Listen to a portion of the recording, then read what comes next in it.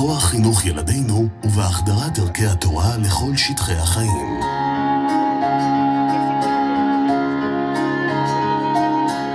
כל התורה המהדהד בהיכלה של ישיבת נאורה נושא עמו את חוויית הלימוד בה מתחנכים תלמידי הישיבה ללימוד תורה כדרך חיים.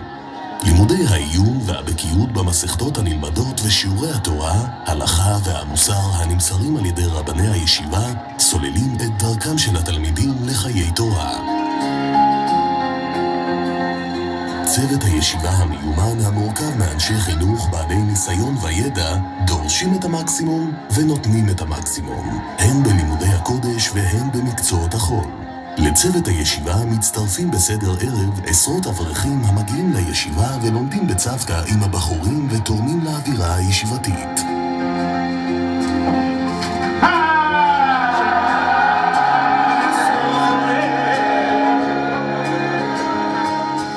ישיבת נאורה פועלת כישיבה תיכונית בה נלמדים לימודי תיכון ברמה גבוהה, במטרה להכשיר את תלמידי הישיבה לעת הצורך בפרנסת ביתם.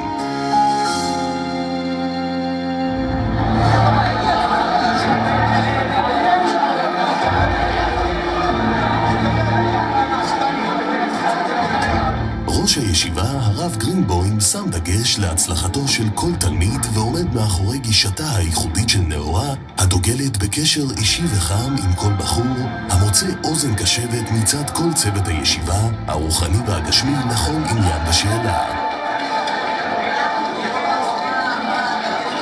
לצד אווירת השטייגן השוררת בישיבה ומראות הבחורים בריתחא דאורייתא בסדרי הלימוד השונים, מצאו צוות הישיבה את הדרך לשלב רגעי פנאי והפוגה הנותנים כוח ותורמים לתחושת הביחד.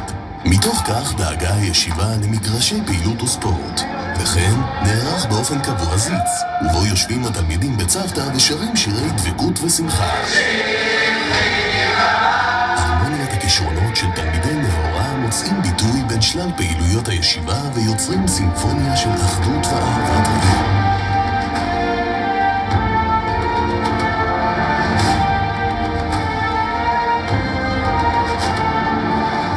הישיבה קנתה לעצמה שם של מקום תורה האמון על רווחת תלמידיו באווירה רגועה ויישוב הדעת המציבה שאיפות וקוצרת בסייעתא דשמיא הצלחות. במרוצת השנים, עקב ביקוש הולך וגדל של תלמידים להיכנס להיכלי הישיבה, קם הצורך בחדרי פנימייה נוספים לרווחתם של בני הישיבה. הנהלת הישיבה החלה בבנייתם ובעזרתם של תומכי הישיבה מקווים אנו להשלימם. שלא קיים, בזכות שותפיה הקבועים של הישיבה המציתים אור, נוכל לקחת יחד חלק בסגסוגה של הישיבה למען מובילי ומנהיגי דור העתיד.